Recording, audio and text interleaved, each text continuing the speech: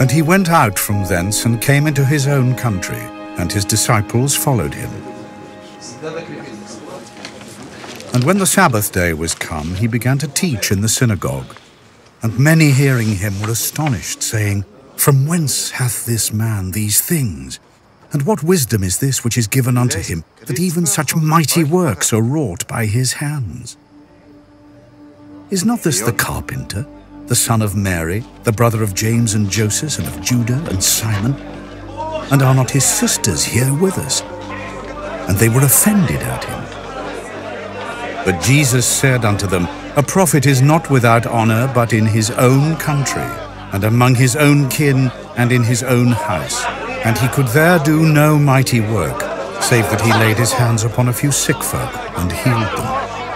And he marveled because of their unbelief. Today, our great nation, these United States of America, celebrate our Independence Day.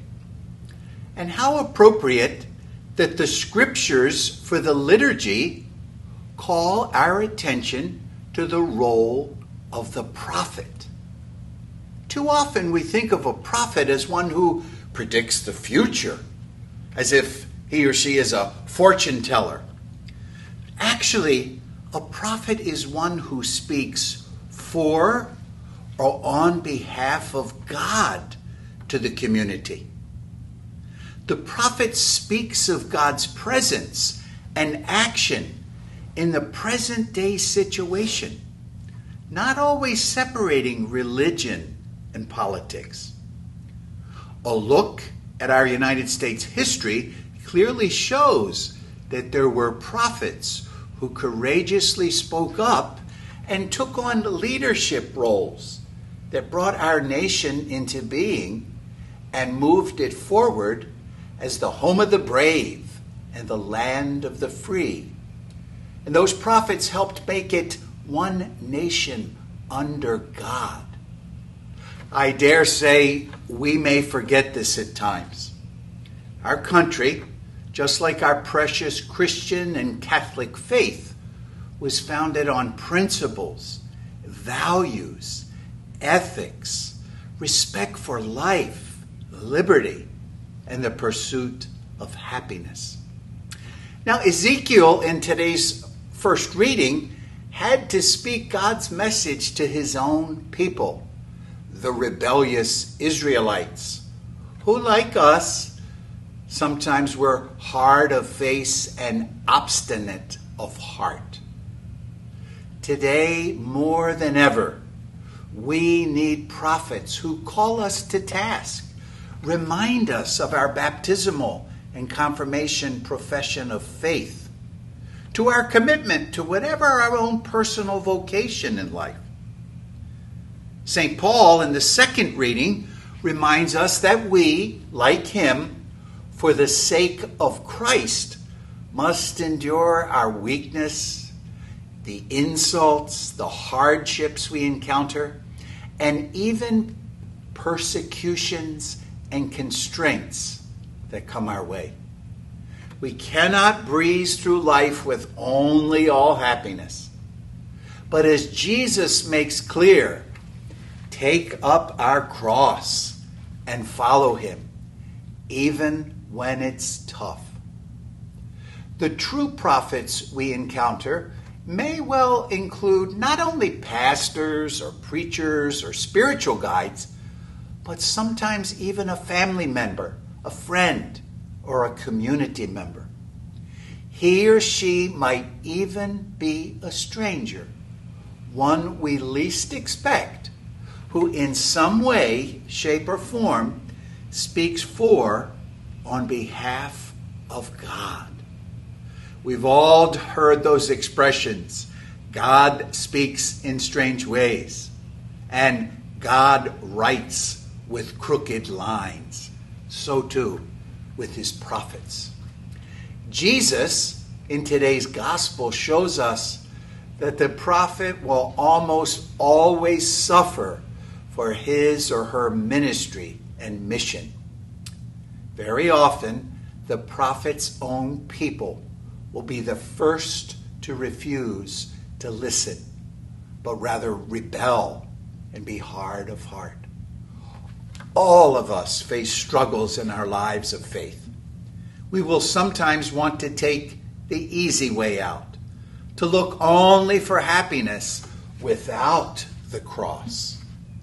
And sometimes our toughest challenges will be with our own family, our friends, our co-workers, fellow members of our community, and even in our own nation. Jesus was rejected by his own in his own native place, as we heard. I believe most of us experience this sometimes in our lives. So when you or I are called to be a prophet, let's look to the example of Ezekiel, St. Paul, and Jesus. No matter what our individual weakness or struggle, temptations, addictions, and even our sins, we are not left hopeless. When we come to accept this reality in our lives, we are hearing the Lord's words to St. Paul. My grace is sufficient for you, for power is made perfect in weakness. This concept, St. Paul writes of, is at the very heart of programs like the 12 Steps Alcoholics Anonymous. And it's found throughout St. Paul's writings. When you and I accept our own personal weakness, we can truly receive the Lord's power, and we can trudge forward, persevere, and have some of that happiness that Jesus promises to those who follow him.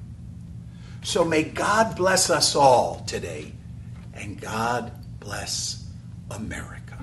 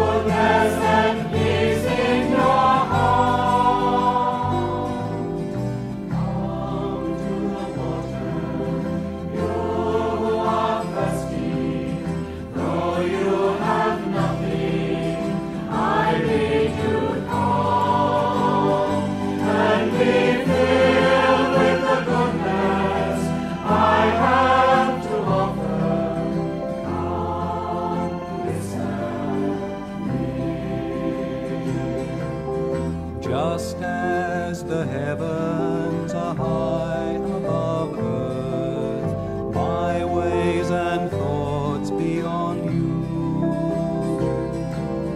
Call me your Father, and know I am near. I will be Father to you.